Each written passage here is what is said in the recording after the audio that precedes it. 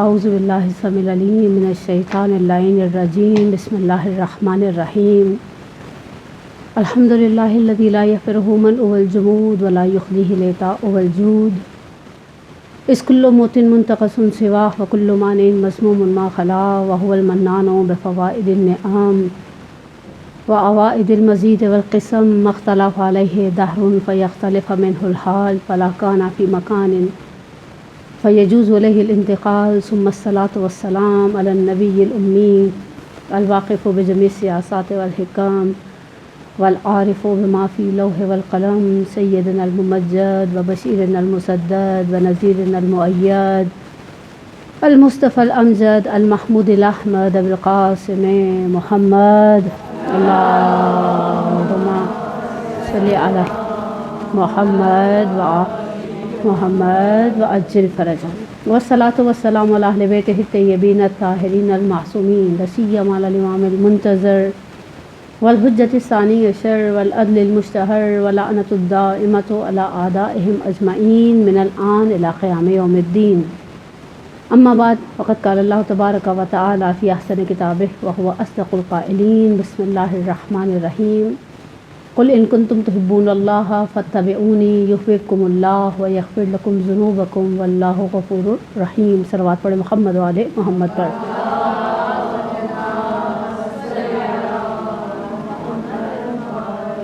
محمد وعجل فرجہم. ایام فاطمیہ اپنے اختتامی اور آخری مراحل میں پہنچ گئے اور آج 95 ڈیز والی روایت کے مطابق اس مظلومہ، اس مستحدہ، اس شہیدہ کی شہادت کا دن ہے کہ جس کی شہادت کا بہت عجیب سا اور بہت ہی دردناک قسم کا ایک مرحلہ ہے.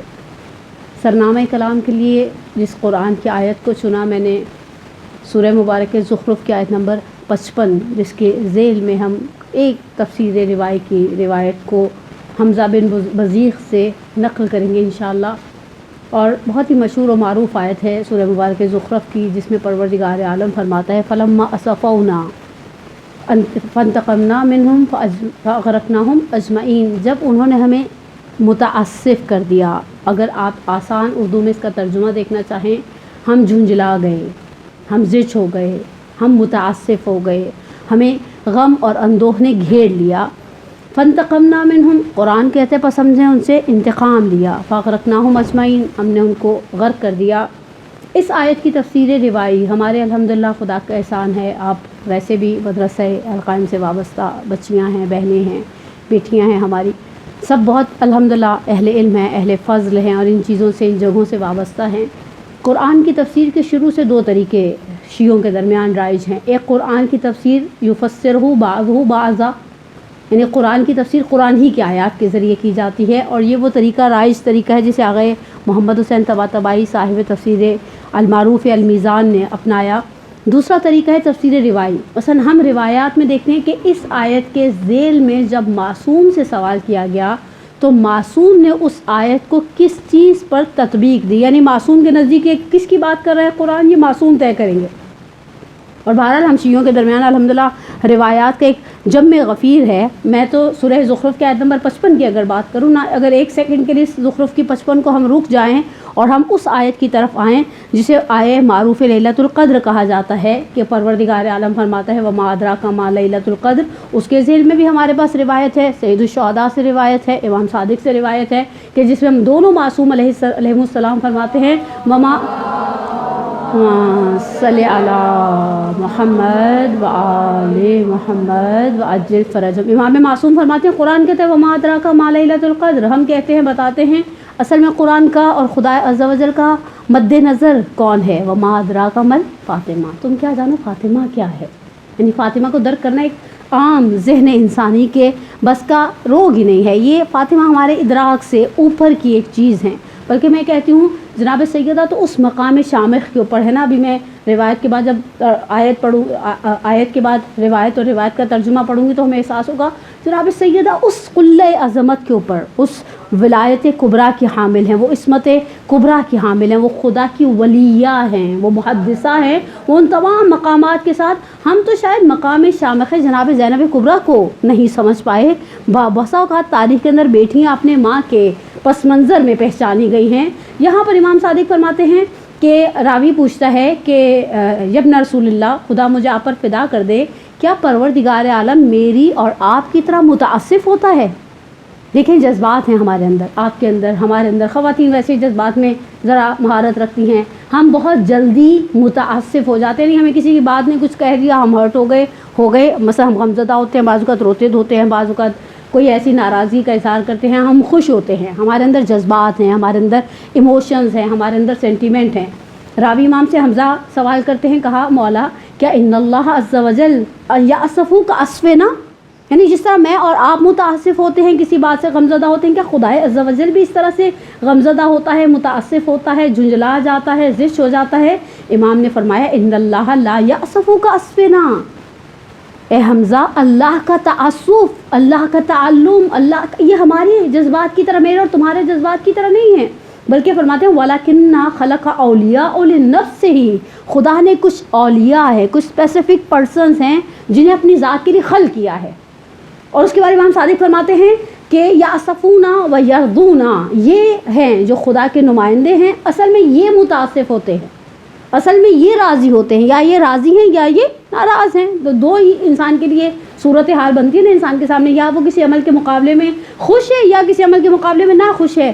امام صادق فرماتے ہیں یأسفونا و یرضونا، یہ راضی بھی ہوتے ہیں، یہ ناراض بھی ہوتے ہیں، وہم مخلوقون مربوبون، ان کی پہلی صفت کیا ہے؟ یہ مخلوق ہیں، خوب مخلوق تو ہم بھی ہیں، پروردگار یہ پوری کائنات خدا کی مخلوق ہے، لیکن اگلا لفظ بہت حساس ہے اس روایت کا، جس میں امام فرماتے ہیں مربوبون، مربوب کہتے ہیں اسے جسے تربیت دی جاتی ہے، جسے ٹرین کیا جاتا ہے، جسے مزاج کے مطابق ڈھالا جاتا ہے۔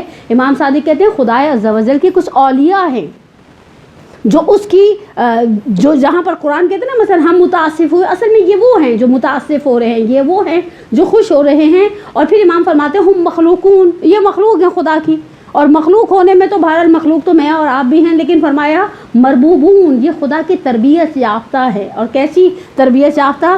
صرف ایک لفظ اگر صدیقہ کبریٰ کی زندگی کا انسان سمجھ لے تو اس کے ادراک کے لیے اتنا ہی کافی ہے، راضیتم مرضیہ، یعنی یہ اللہ سے راضی ہیں اور اللہ ان سے راضی ہے۔ خوب ہمارا اللہ سے راضی ہونا، شاید اگر ہم ساری زندگی جد و جہد کر دیں تو کہیں ایسا موقع آ جائے کہ ہم کہیں ہم اللہ سے راضی ہو گئے، لیکن خدا کی رضایت حاصل کرنا اتنا آسان اور سہل نہیں ہے، اگر خصوص انسان پوری زندگی ہر موقع پر خدا کی رضایت کو مد نظر رکھے۔ اب امام صادق فرماتے ہیں کہ یہ ہیں وہ مربوبون، ان کو خدا نے تربیت دی ہے، خدا نے ان کو ٹرینڈ کیا ہے، اپنے مزاج کے مطابق، گویا میرے الفاظ کے مطابق ڈھال لیا ہے۔ فَجَعَلَ رِضَاهُمْ رِضًا لِنَفْسِهِ، خدا نے ان کی مرضی کو اپنے نفس کی مرضی قرار دیا ہے۔ دیکھیں معیار ہیں میزان حق و باطل، صدیقہ کبریٰ ہیں میزان حق و باطل، خدا نے، خدا کے بعد خدا کے بھیجے ہوئے نمائندوں نے ہمیشہ سے معاشرے کے اندر ایسے افراد کو معین کیا جو کرائٹیریاز تھے، جو معیار تھے، جو میزان تھے۔ میں تبرکاً ایک روایت سے توسل کر کے اس روایت کی طرف واپس آؤں، ایک صلوات پڑھے محمد علیہ۔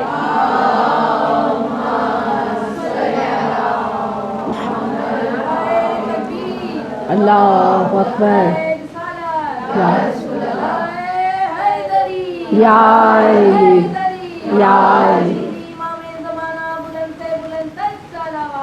اللہم صلی علی میزان حق و باطل، معصومین کے علاوہ بھی کچھ ذوات کو قرار دیا۔ مسجد النبی کی تعمیر کا موقع ہے، اللہ کے رسول نے کاموں کو ڈویژنز کے اس میں تقسیم کر دیا، خود اللہ کے رسول بھی کام میں مشغول ہیں، ایسا نہیں کہ صحابہ کام کریں، حبیب الہ العالمین ایک دنیاوی سپہ سالار کی طرح، ایک دنیاوی لیڈر کی طرح بیٹھے نہیں، خود بھی مشقت کر رہے ہیں۔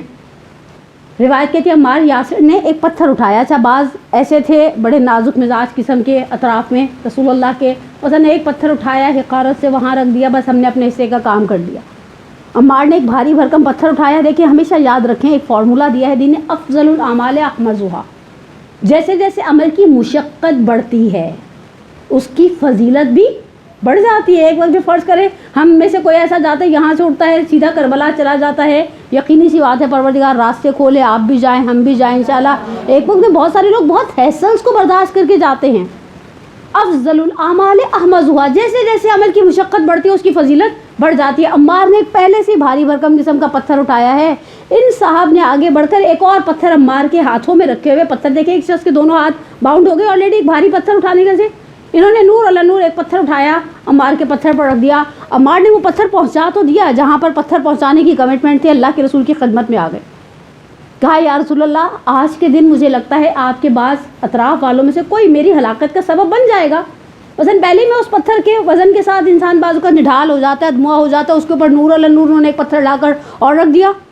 اللہ کے رسول نے پلٹ کر ایک بڑا عجیب سا جملہ کہا عمار تم ایسے نہیں مرو گے, تمہیں ایک باغی گروہ قتل کرے گا. اچھا یہ جو جملہ کہا جا رہا ہے مسجد النبی کی تعمیر کے دوران کہا جا رہا ہے, اصحاب پیغمبر کے اطراف میں موجود ہیں اور یہ جملہ سماعتوں نے سنا, حافظوں نے محفوظ کر لیا اور یہ جملہ چلتا رہا. دیکھیں مسجد النبی کی تعمیر کا کام کب کا ہے, کس ہجری کا ہے, حتیٰ یہ کہ عمار نے اپنی زندگی گزاری, رسول اللہ کی شہادت ہو گئی, رسول اللہ کی شہادت کے بعد خلیفہ اول کا زمانہ ہے, ثانی کا زمانہ ہے, ثالث کا زمانہ ہے, حتیٰ صفین کے میدان میں عمار پہنچ گئے.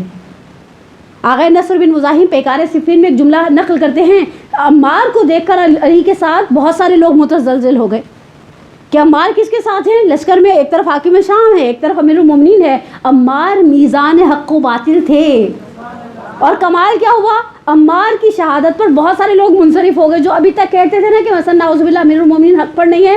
انہوں نے کہا لو عمار کر لی, تو اللہ کے رسول نے کہا تھا ایک باغی گروہ قتل کرے گا. اگرچہ حاکم شام نے اس وقت بھی لوگوں کی جہالت سے فیض اٹھاتے ہوئے اسے کہا کہ اصل میں عمار کے قاتل ابوالحسن ہیں. جب خیمے میں موجود افراد نے کہا وہ کیسے عمار کی شہادت کا عمار کے قاتل ہیں, کہا عمار کو صفین کے میدان تک لانے والا کون ہے, علی لائے ہیں نا اٹھا کر مدینہ سے یا مثلا کوفہ سے صفین کے میدان تک علی لائے ہیں, علی عمار کی شہادت کا سبب ہے. جب مولا نے یہ جملہ اپنے خیمے میں بیٹھے ہوئے سنا تو کیا حمزہ کی شہادت کا سبب رسول اللہ تھے جو انہیں احد کے میدان تک لے کر گئے. لیکن میزان حق و باطل رہے ہیں ہمیشہ ایسے افراد جن کو دیکھ کر, یعنی خود رسول اللہ نے عمار سے کہا اے عمار اگر تم دیکھو پوری دنیا ایک راستے پر چل رہی ہے اور علی تنے تنہا ایک راستے پر چل رہے ہیں, تم اس راستے کا انتخاب کرنا جس راستے پر علی چل رہے ہیں. اور اسی یا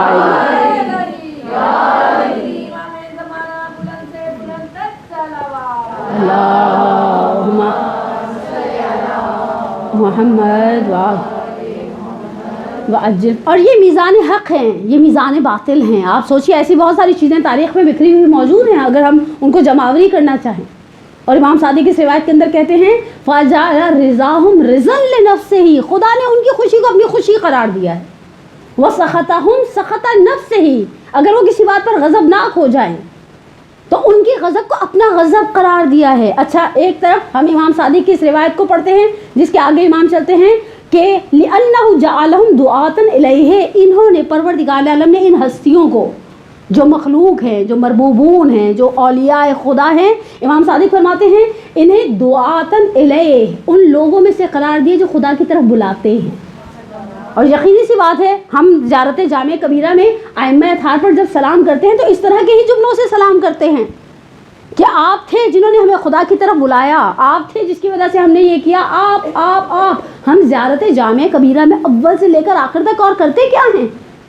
وہ زیارت جامع کبیرہ جس کے لیے مرحوم مجلسی نے ایک جملہ لکھا ہے, اس زیارت کی سند کے باب میں بحث کی ہے. کہا کہ میرے اوپر ایک مکاشفے کا سا عالم تھا نجف اشرف میں جب میں تھا, اور میرے لیے ایک سوالیہ نشان تھا کہ زیارت جامع کبیرہ کی سند کیسی ہے اور کیسی نہیں ہے. کہا میں نے اسی مکاشفے کے عالم میں محسوس کیا کہ میں نجف کے حرم سے پہنچا دیا گیا ہوں حرم سامرہ, حرم عسکریین, اور جب میں حرم عسکریین پہنچا تو میں نے دیکھا وہاں پہلے سے میرے زمانے کی حجت, میرے زمانے کا امام زمانہ اجل اللہ صلی علی محمد امام زمانہ پہلے سے آلریڈی تشریف فرما ہے. کہا میں نے سوچا موقع غنیمت دیکھیں جو علم کا طالب ہے وہ علم کی تمنا کرتا ہے، جو دنیا کا طرفگار ہے، شاید میرے جیسا کوئی روسیا ہوتا ہے، کہتا مولا یہ زندگی کے ایک گرہ کھول دیں، اب ملے گئے ہیں تو یہ کام کرتے جائیے، آگے بڑھے۔ امام سے کہا کہ امام اشارے سے پوچھا اچھا ادب کا اتنا احترام یعنی پاس یا احترام اتنا ہے، کہا مولا یہ زیارت، تو امام نے اشارہ کیا یہ میرے دادا یعنی میرے جد کی طرف سے ہے، اور اس کے بعد کہا کہ میں نے امام سے کہا کہ مولا اس کی سند، تو کہا فنعمت زیارہ، کتنی بہترین زیارت ہے۔ حقیقت ہے زیارت کے الفاظ بولتے ہیں کہ زیارت میں حسن کیا ہے، اور جن ہستیوں پر ہم سلام کر رہے ہیں وہ دعاتن الیہ وعدلہ علیہ، خدا کی دلیلیں ہیں، خدا تک پہنچنے کا ایک راستہ ہے، اور ان راستوں میں معصومین میں بعض چیزیں ایسی ہیں جو سیدہ کو باقی افراد سے ایک جسے کہنا ایک امتیاز آگے دے دیتی ہیں۔ میں ڈاکٹر جعفر شہیدی کا ایک مقالہ دیکھ رہی تھی، اس میں انہوں نے اصلاً بحث اٹھائی ہے کہ جب ہم معصومین کے مقام کی بات کرتے ہیں، دیکھیں یہ بات ہمیں بہت چھوٹی سی عمر سے سمجھا دی گئی، اولنا محمد، اوسطنا محمد، آخرنا محمد، ولکلنا محمد، یعنی کوئی کسی قسم کی صلی علی محمد و محمد کوئی کسی قسم کے شک و شبہ میں نہ رہے، یہ سب کے سب ایک نور واحد سے ہیں۔ لیکن اس کے باوجود ذہن کے اندر ایک سوال پیدا ہوتا ہے کہ جب ہم ائمہ اور معصومین کی مقام اور مرتبے کی دیکھیں، وہ سب کے سب نور واحد ہیں، لیکن علامہ آگے ڈاکٹر جعفر شہیدی کہتے ہیں کہ یہ بحث ہے کہ مقام امیر المومنین زیادہ ہے یا مقام فاطمہ زہرا، اور متقدمین مجلسی علیہ الرحمہ جیسے، متاخرین یا آغا جعفر سبحانی اور رسول جعفریان اور ایسے ہمارے تازہ قسم کے ہسٹورینز جیسے۔ کہا یہ دلیل کے طور پر دو چیزوں کو لے کر آتے ہیں، دونوں نقلی ہیں، نقلی سے مراد جسے ہم تک پہنچایا گیا ہے، عقلی دلیل نہیں ہے یہ۔ کہا پہلے مرحلے پر میں اور آپ الحمدللہ متوسل ہوتے ہیں اس معروف دعا سے جسے دعائے توسل کہا جاتا ہے۔ مجلسی علیہ الرحمہ کے شروع میں کمنٹس بھی محدث عباس کو میں نے نقل کیے کہ میں نے کسی معاملے میں اسے نہیں پڑھا مگر یہ کہ اپنی دعا کی تاثیر کو پایا اس دعا کے اندر، اور ہم اس کے اندر ایک ترتیب سے چل رہے ہیں۔ دیکھیں روایات میں، آیات میں، اس طرح کی چیزوں کے اندر تقدم اور تأخر بیجا نہیں ہے۔ مشکل جملہ ہو گیا نا، میں اس کو بہت آسان کر دیتی ہوں۔ کسی چیز کا پہلے آنا اور کسی چیز کا بعد میں آنا یہ ہمارا کلام نہیں ہے، جو بات صبح کہنے والی تھی تو دوپہر میں کہہ دی، جو دوپہر میں کہنے والی تھی وہ شام میں کہہ دی۔ ہم اور آپ تو کھانے میں بھی ترتیب کا خیال رکھتے ہیں نا، پہلے سٹارٹر ہوتا ہے، پھر کھانا ہوتا ہے، پھر ڈیزرٹ ہوتا ہے۔ اسی طرح سے کلام پروردگار میں، کلام معصومین میں یہ جو تقدم ہے، کوئی چیز پہلے آ رہی ہے، کہیں تأخر ہے، کہیں کوئی چیز بعد میں آ رہی ہے، خوب یہ بیجا نہیں ہے۔ اور اس کے لیے دلیل کے طور پر ایک پھر روایت سے توسل کرتے ہیں جسے نقل کیا گیا ہے چھٹے امام صادق آل محمد، امام جعفر صادق صلی اللہ علیہ محمد۔ امام صادق سے کہ راوی نے آ کر پوچھا مولا میں حج کرنے جا رہا ہوں، صفا سے مروہ جاؤں یا مروہ سے صفا؟ کہا قرآن اٹھا کر دیکھو، قرآن کہاں سے شروع کرتا ہے؟ کہا قرآن کہتے ہیں ان الصفا والمروہ من شعائر اللہ، بات ختم۔ قرآن کا تقدم و تاخر بیجا نہیں ہے، معصومین کے کلام کا تقدم کون سی چیز؟ میں اور آپ جب دعائے توسل پڑھتے ہیں تو وہ شروع کرتے ہیں توسل اللہم انی اسألک بنبیک نبی الرحمہ، ہم نبی کے بعد جس دوسری ذات پر جاتے ہیں وہ ذات امیر المومنین ہے، اور پھر جب امیر المومنین سے توسل کر لیتے ہیں تو پھر ہم کہتے ہیں یا وجیہتاً عند اللہ اشفعی لنا عند اللہ۔ امیر المومنین اس ایک دعائے توسل میں سیدہ کونین پر مقدم ہیں۔ پھر دوسری دلیل لے کر آتے ہیں شبہائے احیاء کے اعمال، جب ہم قرآن سر پر رکھتے ہیں اور پہلے خدا کو بے کا یا اللہ، بے کا یا اللہ، بے کا یا اللہ، اس کے بعد ہم کہتے ہیں بے محمدین، بے محمدین کے بعد ہم ڈائریکٹ بے علیین پر جاتے ہیں، اور صرف ایک جملہ ہی کافی ہے کہ جب آغا شرف الدین آغا عبد الحسین امینی صاحب الغدیر کو آل اللہ مقامہ کو نجف میں کسی برادران اہل سنت نے دعوت پر بلایا، آغا پہلے کہتے رہے میں نہیں آؤں گا، ایوا کیا، ایوائڈ کیا، میں نہیں جانا چاہتا ایسے گیٹ ٹوگیدر میں، لیکن جب سامنے والی پارٹی کی طرف سے انفیسائز بڑھا تو آغا نے کہا اس شرط پر آؤں گا، کوئی علمی بات نہیں کی جائے گی۔ اچھا دیکھیں، اگر ایک ایسا شخص جسے اپنی زندگی کے 50 سال لگائے ہیں امیر المومنین کی مظلومیت کو ثابت کرنے، علامہ امینی کا دکھ یہ تھا مرنے سے پہلے کہ مجھے حسرت تھی میں مولا کے فضائل پر کتاب لکھتا، انہوں نے تو مجھے مولا کی ولایت کے اس بات پر لگا دی اور میری زندگی کے 50 سال چلے گئے۔ اور امینی علیہ الرحمہ نے کم زحمتیں نہیں اٹھائیں۔ آج بھی آپ حرم امیر المومنین سے نکلتے ہیں، آغا سیستانی کے گھر والی سائڈ پر الٹے ہاتھ پر ان کا مکتبہ ہے، مکتبے کے ساتھ چھوٹے سے احاطے کے اندر آغا کی قبر مطہر ہے۔ لندن گئے, مصر گئے, انڈیا گئے, ترکی گئے, بس کہیں سے پتہ چل جائے کوئی ایسی کتاب ہے جو کتابوں کے اندر موجود نہیں ہے, خطی کتاب ہے. دیکھیں وہ پرنٹنگ پریسوں کا زمانہ نہیں تھا, آج سے 1100 سال پہلے, آج سے 600 سال پہلے, آج سے 400 سال پہلے. اور جب کسی ایسی کتاب کا پتہ چلتا تھا جس میں امیر المومنین کی ولایت پر کوئی ایک دلیل ہے, اپنے آپ کو حیثیت اٹھا کر وہاں تک پہنچایا کرتے تھے. اور زندگی ختم کر دی معمار الغدیر نے صرف اس بات کو ثابت کرنے کے لیے کہ امیر المومنین حق پر تھے.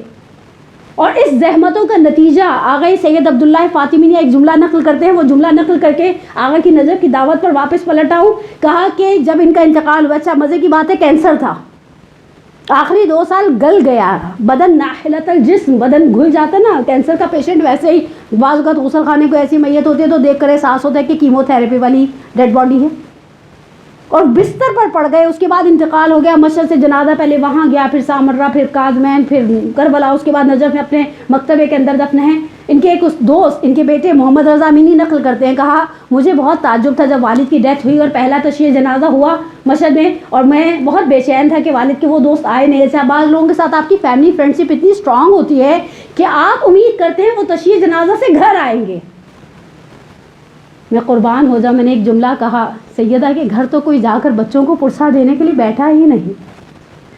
امید کرتے نا کہ گھر آئیں گے, وہاں سے وہاں نہیں, اپنے گھر نہیں جائیں گے, وہ ہمارے گھر آئیں گے, ہمارے پاس بیٹھیں گے, ہمارے ساتھ کچھ باتیں کریں گے جس سے ہمیں دلاسا ملے. کہا اگلے دن میرے دل میں ایک تھا خلش, لیکن بہرحال اگلے دن صبح صبح گھر کے ملازم نے کہا وہ صاحب آئے ہیں ملنے کے لیے. ظاہراً شاید سرنے میں ان کا بحر العلوم تھا. کہا, میں نے ان سے کہا پذیرائی میں بٹھاؤ. میں گیا, میں ان کے پاس بیٹھا اور میں نے کہہ دیا جو دل میں تھا, رکھا نہیں. یا تو انسان مٹا دے یا پھر کہہ دے. ہم نہ مٹاتے ہیں نہ کہتے ہیں, اسی وجہ سے ہمارے اندر بدگمانیاں پھلتی پھولتی ہیں نا. کہا آپ آئے نہیں, مجھے امید تھی تشییع جنازہ سے آپ گھر آئیں گے. کہا میں تشییع جنازہ کے بعد گھر گیا, میرا اور تمہارے باپ کا سالوں کا ساتھ تھا. میں نے دیکھا تمہارے باپ کو دن رات, نہ کھانے کی ہوش, نہ پہننے کی ہوش, نہ کسی چیز کی ہوش. ایک زندگی محور تھا تمہارے باپ کے, اور وہ عشق امیر المومنین تھا. اور میں نے سوچا آج یہ مر گیا ہے, اس نے اپنے حصے کا کام کر لیا. اب علی کا حصہ شروع ہو رہا ہے نا, اب یہ برزخ میں جائے گا, اب یہ قبر میں جائے گا. میں دیکھنا چاہتا تھا اتنی محنت جب کوئی کرتا ہے. دیکھیں میں اور آپ بھی کبھی کبھی دیکھنا چاہتے ہیں کسی شخص نے کوئی اچھا کام کیا, اس ایوارڈ کے ساتھ اسے کیا ملا. ہم بھی جاننا چاہتے ہیں دوسروں کے انعام, اس سے ہمیں موٹیویشن ملتی ہے نا کہ اسے ملا, میں اگر اس ٹاسک کو اچیو کر لوں گی مجھے بھی وہ انعام ملے گا. کہا میں نے رات کو توسل کیا اور میں نے کہا امینی عبدالحسین مجھے آ کر بتاؤ کیا ملا. میرے اندر ایک تجسس تھا اور بڑی بے چینی سی تھی. کہا رات کو میں نے خواب میں دیکھا کہ میدان محشر ہے, غضب کی پیاس ہے, عجیب سی گرمی ہے. سورج سوا نیزے پر آئے گا تو گرمی تو لگے گی نا, زبانیں لٹک کر سینے پر آئیں گی تو پیاس کی شدت تو محسوس ہوگی نا. کہا میں نے دیکھا امیر المومنین ایک جگہ بیٹھے ہوئے ہیں, وہ سامنے حوض کوثر, یمن سے صنعاء تک کی وسعت کے ساتھ وسیع و عریض حوض کوثر ہے, اور حوض کوثر کے کنارے پر گلاسز پڑے ہیں. اچھا یہ گلاسز جتنا گڑ اپنی زندگی میں ڈالے نا اتنا ہی میٹھا ہمیں قیامت کے میدان میں ملے گا.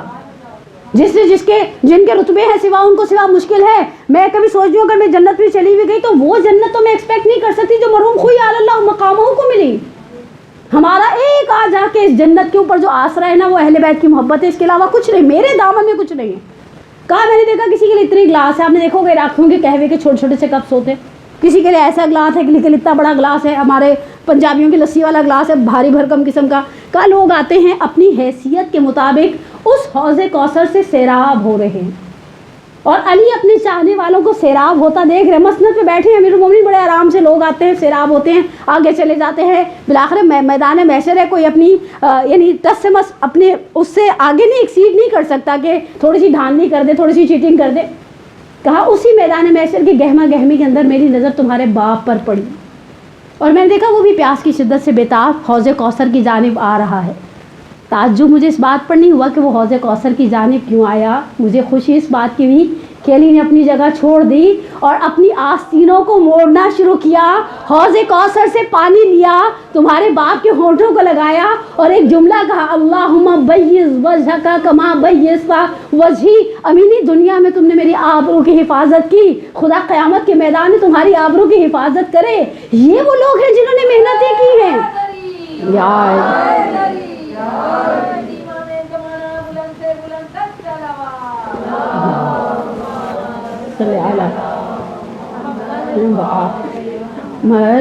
اور اس طرح کی محنت کرنے والا شخص آپ کہے میں نے علمی بات نہیں کرنی، میں صرف آؤں گا کھانا کھا کر چلا جاؤں گا، وہ سنی عالم دین نے کہا ٹھیک ہے آپ آئیے گا چلے جائے گا، ہم آپ کو کوئی فورس نہیں کریں گے، ہم صرف چاہتے ہیں آپ کے قدوم کی برکت، آپ آئیں تو صحیح محفل میں۔ علامہ گئے بیٹھے، اچھا یہ ایز اٹ از یہی کنورزیشن ایک اور جگہ پر نقل کی گئی ہے، لیکن وہ ایئرپورٹ کے حوالے سے علامہ کے کہ بورڈنگ ہو چکا تھا، سامنے والے مومن نے بھی آ کر علامہ سے وہی سوال کر لیا جو اس محفل کے آخر میں ہوا، کھانا وانا فارغ ہو گیا، صاحب اب اٹھنے کی باری آئی تو سنی عالم نے کہا صرف ایک سوال کا جواب دیتے تھے۔ آقا نے کہا طے یہ پایا تھا کوئی علمی بحث مباحثہ نہیں ہوگا، اور کیونکہ جہاں دو مخالف فرقے بیٹھے تھے نا، بعض اوقات آرگیو سے بات شروع ہوتی ہے اور بہت ماحول گرم ہو جاتا ہے۔ کہا آقا ہمارے پاس بھی اتنا ٹائم نہیں، بس مختصر سی بات آپ کے پاس، ہم نے سنا آپ نے ساری زندگی لگا دی لگی ولایت کو اس بات کرنے کے لیے، کوئی ایسی دلیل جسے کہیں نا نقلی قسم کی چھوٹی سی مختصر سی بات کریں، کوئی لمبی چوڑی 40 کتابیں یہاں کھڑی کرنے کی ضرورت نہیں ہے کہ دیکھو حاکم نشابوری نے کیا لکھا ہے، دیکھو صحاح کے الفاظ کیا ہیں، دیکھو عبداللہ بن جریر طبری کیا کہہ رہے، کچھ نہیں، بس سیدھی سی بات کہا مجھے صرف اتنا بتاؤ فاطمہ جب مری اپنے زمانے کے امام کو پہچانتی تھی یا نہیں؟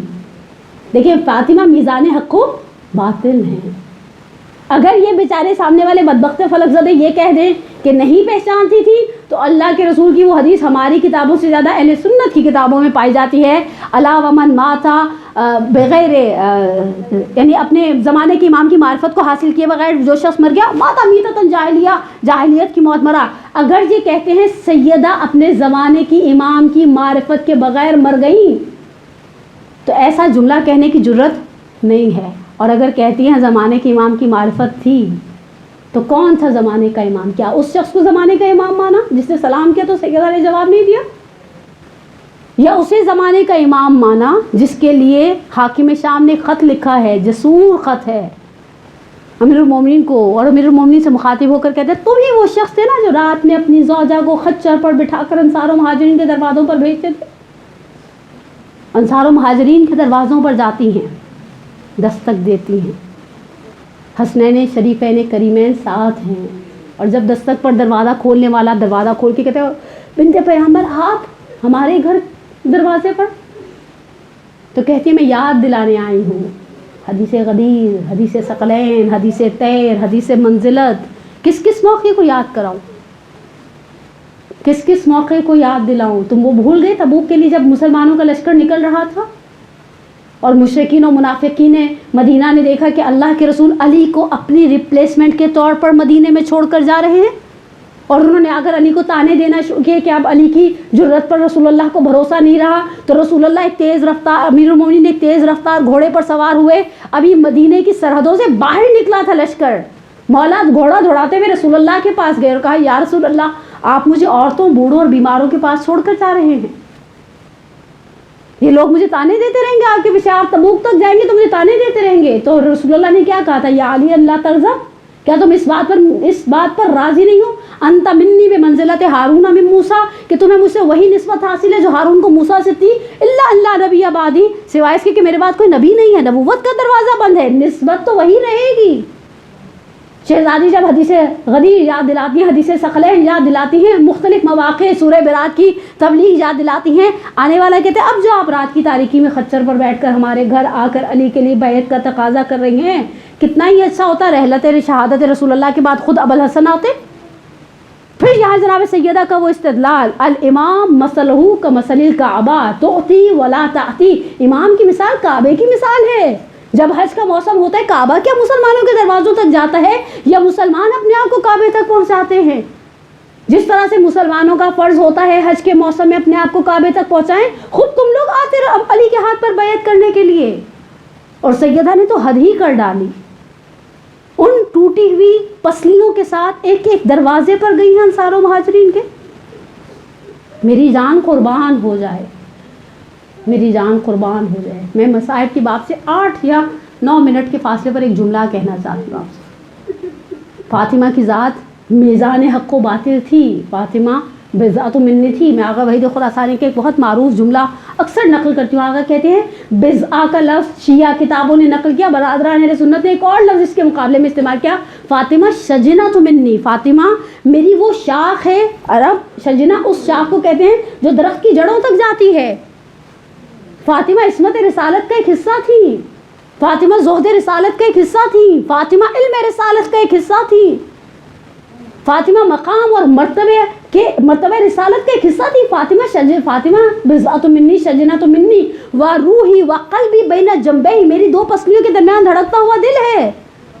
آپ دیکھیے کہاں ملیں گے آپ کو ایسی احادیث، حتیٰ بعض احادیث کو برادران اہل سنت نے اپنی کتابوں میں ام المؤمنین عائشہ سے نقل کیا کہ عورتوں میں کوئی فاطمہ سے زیادہ عزیز نہیں تھا۔ خوب فاطمہ کی ذات کو میزان قرار دیا، لیکن مسلمانوں نے فاطمہ کے ساتھ کیا کیا؟ آپ سوچیے، جس کے لیے امام صادق فرما رہے ہیں کہ یہ وہ لوگ ہیں جو ادلہ ہیں، خدا کی طرف پہنچانے کے راستے ہیں، اور مسلمانوں نے ان کے مقابلے میں ان کے ساتھ کس طرح کا سلوک روا رکھا۔ آغا جعفر سبحانی واقعی شہادت پیغمبر سے لے کر شہادت سید کونین کے درمیان کے فیز کے حالات کی طرف اشارہ کرتے ہیں۔ ایک مقام پر پہنچ کر کہتے ہیں حاکم وقت کی طرف سے اعلان ہو گیا کہ نہ کوئی بنو ہاشم کے گھر جائے، نہ کوئی بنو ہاشم کو اپنے گھر آنے کی دعوت دے۔ جو چاہنے والے کچھ معدود سے رہ گئے تھے، ان میں ایک نام ہے عمار یاسر کا۔ سیدہ کے گھر سے باہر نکلے ہیں، ایک شخص سے ملاقات ہوئی، میں اندر نام نہیں لے رہی، آج کل ویسے ہی حالات اتنے حساس ہو گئے ہیں کہ انسان نام لیتے ہوئے ڈرتا ہے، اور نام لینے کی ضرورت بھی نہیں ہے ہمیں۔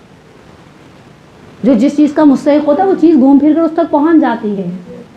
جو قابل لعنت و ملامت ہے قرآن کی نگاہ میں، اہل بیت کی زبان پر، وہ جو جب ہم اس سے کے لیے کچھ کہیں گے، ہم کچھ کہیں نہ کہیں، وہ خود بخود اس تک پہنچ جائے گی۔ اور جو قابل ستائش ہے قرآن کی زبان میں، اہل بیت کی زبان میں، وہ ستائش، وہ رحمت، وہ دعائیں اس تک پہنچ جائیں گی، وہ خیر، وہ مقام اور منزلت اسے مل جائے گی۔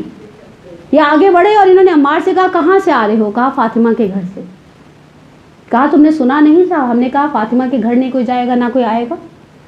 کہا مجھے پتا چلا فاطمہ بیمار ہے، میں عیادت کے لیے گیا تھا۔ اس لیے ان نے ایک تماشا عمار کے رخسار پر مارا۔ اچھا، سڈن کوئی چیز ہوتی ہے، انسان بازو کا گر جاتا ہے، اس کا بیلنس ہی ختم ہو جاتا ہے۔ عمار گرے، پھر سنبھلے، پھر اٹھے، اور پھر سامنے کھڑے ہو گئے، رونے لگ گئے۔ اس نے کہا عمار مرد ہو کے روتے ہو؟ کہا تم سے کس نے کہا میں تمہارے مارنے پر رویا؟ کہا تم اچھے خاصے مجھ سے بات کر رہے تھے نا، میں نے مارا اور تم رونے لگ گئے، میں تو یہی کہوں گا کہ میرے تماشے کی وجہ سے روئے؟ کہا نہیں۔ کہا بس کیوں روئے؟ کہا میں نے صرف یہ سوچا میں مرد ہو کر سنبھل نہیں پایا، میں مرد ہو کر سنبھل نہیں پایا۔ آج سنڈے کا دن ہے، جو صبح اٹھ کے الحمدللہ، آپ یقیناً ہم مجھ سے بہت زیادہ اہل دعا ہیں، ہم جب صبح سنڈے کا آغاز کرتے ہیں نا، تو سنڈے کے دن کی ایک خصوصیت ہے، وہ امیر المومنین اور سیدہ کا دن ہے۔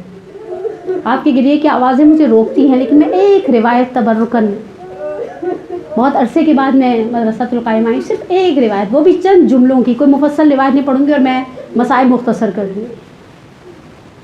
کیا تھی فاطمہ؟ واقعی امام صادق نے جب کہا نا کہ وما ادراک ما فاطمہ، شیخ دستگاہ شیرازی نقل کرتے ہیں کہ جب مومن جنت میں جائے گا، پہلے تو ایک یاقوت صفرا کا حلقہ ہوگا، جسے جب وہ بجائے گا تو آواز آئے گی یا علی یا علی، اور علی کا نام ایسا ہے جو دلوں کو سرور دیتا ہے، اور علی نہ ہوتے تو فاطمہ کا کف نہ ہوتا۔ اور جب وہ مومن داخل ہو جائے گا جنت میں، تو ایک ایسا نور دیکھے گا جس سے آنکھیں بند ہو جائیں گی، چندھیا جائیں گی، سرچ لائٹیں ہوتی ہیں نا، جیسے ایک دم روشنی زیادہ تیز ہوتی ہے۔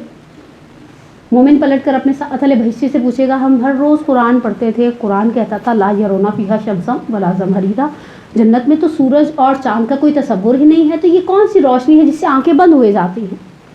تو رضوان جنت ان دونوں جنتیوں کے سوال کا جواب دے گا۔ امیر المومنین نے کچھ کہا، سیدہ مسکرائیں، اور خدا نے سیدہ کی مسکراہٹ سے جنت کو منور کر دیا۔ یہ ہے سیدہ کی ذات کہ انسان سوچے سیدہ کہاں ہیں۔ جب جابر نے پانچویں امام سے کہا تھا کہ یہ ابن رسول اللہ، اپنی جدہ کی فضیلت پر کوئی ایسی حدیث سنائیں جب آپ کے چاہنے والے جمع ہوں، میں اس حدیث کو بیان کروں، آپ کے چاہنے والوں کے دل مسرور ہو جائے، میں ایک ادخال سرور کا ثواب لوں اور گفتگو کو مکمل کر دوں۔ جابر نے کہا، پانچویں امام نے کہا جابر میدان محشر ہوگا، سمری سنا رہی، میں پوری حدیث نہیں سنا رہی، درۃ البیضاء میں بہت تفصیل سے روایت کو نقل کیا ہے۔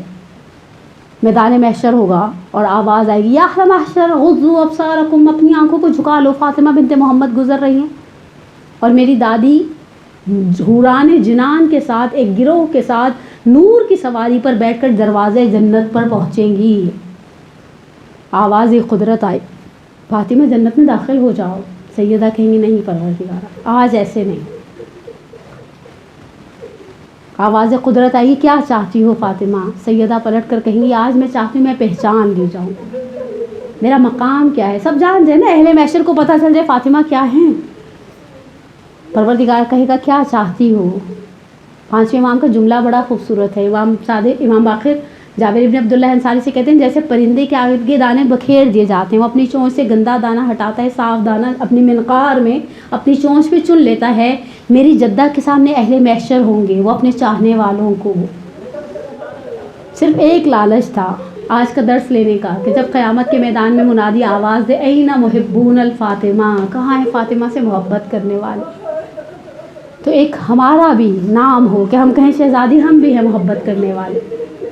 اور کیوں محبت نہ کریں، ہمارا تو دن رات کا ساتھ تھا، ہم نے تو ماؤں نے لوریوں میں سنایا چھڑوا دو ہمیں غم سے یہی وقت کرم ہے، یا فاطمہ زہرا تمہیں بچوں کی قسم ہے، بابا نے تیرے امت عاصی کو بچایا، خود رنج اٹھائے ہمیں دوزخ سے بچایا، شربت تیرے شوہر نے ہے قاتل کو پلایا، خوشنودی رب کے لیے سم بیٹے نے کھایا، چھڑوا دو ہمیں غم سے، اور غم بھی کیسا غم۔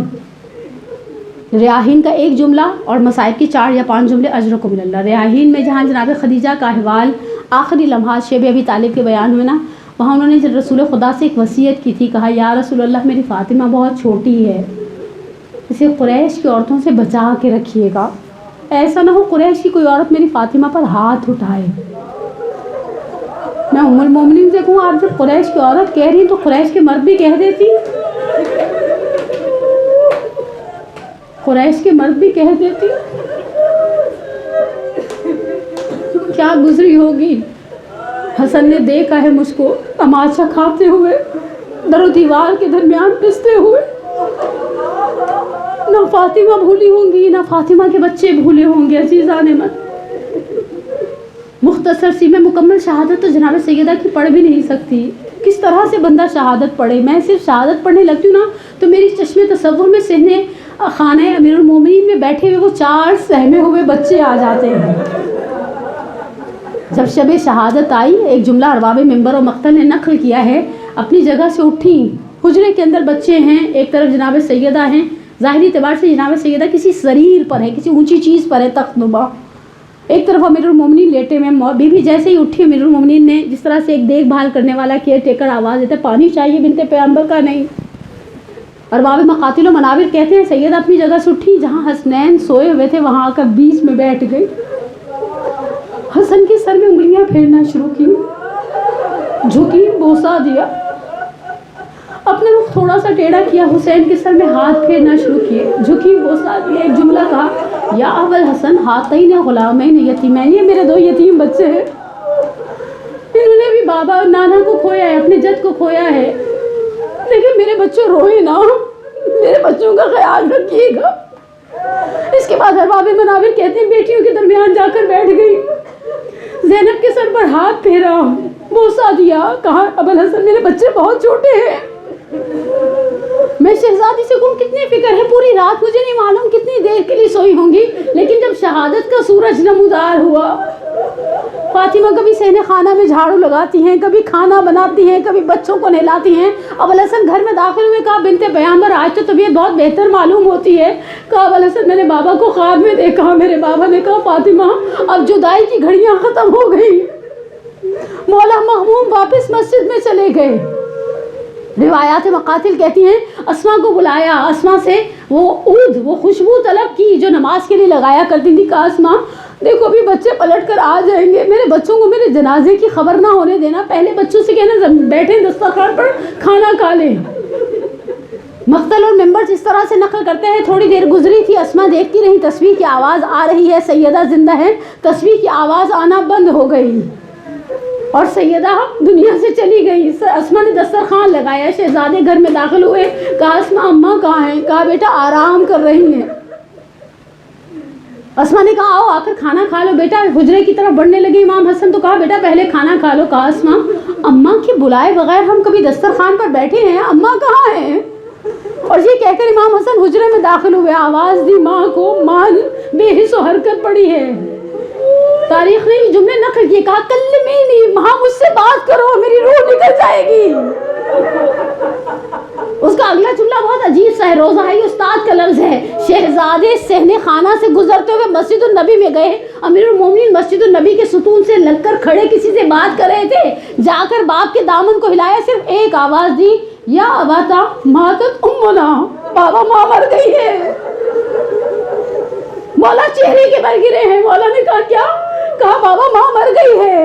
گھر کے اندر آئے، اپنے بچوں کو تسلی دی، کہا دیکھو گریے کی آواز آہستہ رکھو، مدینے والوں کو واپس بھیج دیا، ابھی تشریح کی کوئی خبر نہیں ہے۔ اور جب رات کا سناٹا چھا گیا، میرا آخری جملہ اور اجرکم اللہ، رات کا سناٹا چھا گیا، سیدہ کی وصیت پر عمل کرنا شروع کیا، غسل دیا۔ دوران غسل آغا وحید خراسانی فرماتے فحاج الیہ الحزن، سر سے پیر تک امیر المومنین غمزدہ ہیں۔ اسما مجھے اندازہ نہیں تھا، پسلیاں ایسی ٹوٹ گئی ہے۔ غسل ہو گیا، حنوط دے دیا، کرنا شروع کر دیا۔ اب کفن پہنانے کی باری آئی، جب پیر کی طرف سے بندے کفن باندھ دیے اور سر کے بندے کفن پر پہنچے، آواز دی حلمو یا زینب ام کلثوم یا حسن یا حسین، اے بچوں آؤ آ کر ماں کا آخری دیدار کر لو۔ اب یہاں ممبر نے ایک لفظ استعمال کیا، امام حسن آئے، شہزادیاں آئیں، لیکن ایک بچہ ہے جو دہلی سے حجرہ سے آگے قدم نہیں بڑھاتا۔ ارباب منابر کہتی ہیں امام امیر المومنین نے آواز دی، کہا حسین آؤ گے نہیں؟ اب یہ ماں قیامت کے میدان میں نظر آئے گی، اب یہ چہرہ خاک میں چھپ جائے گا، ہر چیز نظر آئے گی، کائنات کی ماں نظر نہیں آئے گی۔ اور باب منبر کہتے ہیں سیدی شہداء نے امیر المومنین سے کہا بابا جب میں دروازے کی یہاں حجرے کی اس دروازے کی چوکھٹ تک پہنچ جاتا تھا نا، ماں دونوں ہاتھ پھیلا کر آواز دیتی تھی میرا حسین آ گیا، بابا ماں سے کہو آواز دے۔ امیر المومنین نے کہا بیٹا ماں تو آواز دینے کے قابل نہیں رہی، صرف ایک جملہ کہا، اماں تمہیں غربت حسین کی قسم اپنے حسین کو آواز دو۔ بندے کفن توڑ ڈالے، فضما فی صدرہا، الہجوم علی بیت النبی کی روایت کہتی ہے سینے کے اندر بھیج لیا۔ خاندان بنو ہاشم میں 2 بچے جنازوں سے لپٹ کر بہت دیر تک روئے ہیں، اور چھڑانے والا چھڑاتا تھا، نہ میت بچے کو چھوڑتی تھی نہ بچہ میت کو چھوڑتا تھا۔ پہلا جنازہ فاطمہ زہرا کا تھا، لپٹ کے رونے والے حسین تھے، چھڑانے والے ابوالحسن تھے، نہ فاطمہ حسین کو چھوڑتی ہیں نہ حسین فاطمہ کو چھوڑتے ہیں۔ اور دوسرا جنازہ سید الشہداء کا تھا، لپٹ کے رونے والی سکینہ تھی، چھڑانے کے لیے زینب کبریٰ تھی، نہ حسین سکینہ کو چھوڑتے تھے نہ سکینہ حسین کو چھوڑتی تھی۔ حتیٰ منابر نے یہاں تک کہا، جناب زینب سے سکینہ نے کہا پھوپھی اماں اب جو دیں گی نہ کھا لوں گی، جہاں بٹھائیں گی بیٹھ جاؤں گی، تھوڑی دیر بابا کے ساتھ رہنے دیں۔ اس مقتل میں شہزادی رات کے سناٹے میں کہتی ہے سکینہ کیسے کہتی ہو لاشیں پدر ہے؟ اے میری لاڈلی لاش 2 چیزوں سے پہچانی جاتی ہے، یا سر سے یا لباس سے۔ سر تو لائن کاٹ کر لے گیا، لباس مندرس پارا پارا ہے۔ بچی نے اپنی زبان میں ایک جملہ کہا پھوپھی اماں جب خیموں کو آگ لگی، جب میرے کرتے کا دامن جلا، جب میرے رخسار پہ پہلا تماچا پڑا، میں جانتی تھی اس سرزمین کربلا پر ایک ہے جو پناہ دے دے گا مجھے، جو میری آواز پر داد رسی کرے گا میری۔ پھوپھی اماں نے مقتل کی جانب دوڑتی تھی، میں آواز دیتی تھی بابا بابا، اور یہ لاش تڑپتی تھی اور آواز دیتی تھی یا بنیا الیہ۔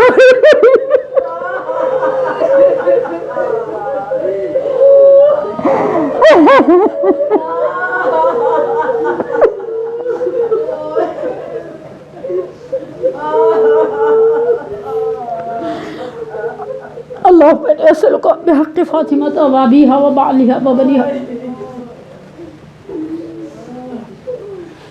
وسر المستودع فيها أن تصلي على محمد وآل محمد، پروردگارہ بحق محمد وآل محمد ہماری سب سے بڑی حاجت ہمارے ولی کے ظہور میں تعجیل فرما، بحق محمد وآل محمد۔ جیسے انہیں خانہ میں بیٹھے ہوئے 4 سہمے ہوئے سوگوار بچوں کے حق کی قسم دے کر کے جو پریشان حال ہیں ان کی پریشانی کو دور فرما، جو بیمار ہونے شفاء عاجلہ کاملہ عطا فرما، جس دنیا سے چلے گئے ان کی کبیرہ صغیرہ گناہوں کو معاف فرما۔ پروردگارہ کائنات کی عظیم ترین ماں کی شہادت کا دن ہے، جن کی مائیں زندہ ہیں۔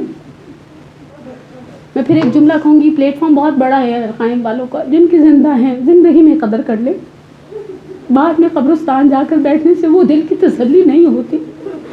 پروردگارہ جن کی زندہ ہے انہیں عافیت کی نعمت سے بالا مال فرما، اور جن کی دنیا سے چلی گئی تو انہیں ہمیں حکم دیا اس طرح سے کہو، رب ارحمہما کما ربیانی صغیرا، ربنا اغفر لی ولوالدی وللمؤمنین یوم یقوم الحساب۔ پروردگارہ بحق محمد علیہ محمد جن کی دنیا سے چلے گئے ان کے کبیرہ صغیرہ گناہوں کو معاف فرما، ہمیں ہمارے والدین کے لیے، ہماری اولاد کو ہمارے لیے باقیات الصالحات میں سے قرار دے، ہم سب کا خاتمہ بالایمان فرما، ہمیں دنیا میں اہل بیت کی زیارت اور آخرت میں ان کی شفاعت سے بہرہ مند فرما۔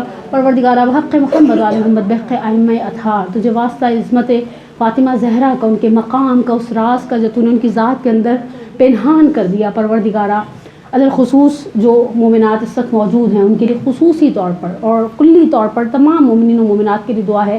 پروردگارہ دلوں میں جو حاجتیں رکھتے ہیں، جن حاجتوں کے لیے توسل کرتے ہیں، فاطمیہ مناتے ہیں، گھروں میں عزاخانے سجاتے ہیں، ہم حسین کی ماں کا پرسہ مناتے ہیں، پروردگارہ بحق محمد و آل محمد ہماری تمام جائز دلی حاجات کو پورا فرما، اور انشاءاللہ اس کووڈ-19 کی وبا سے اور اس جیسی آنے والی متوقع وباؤں سے عالم انسانیت کو نجات عطا فرما۔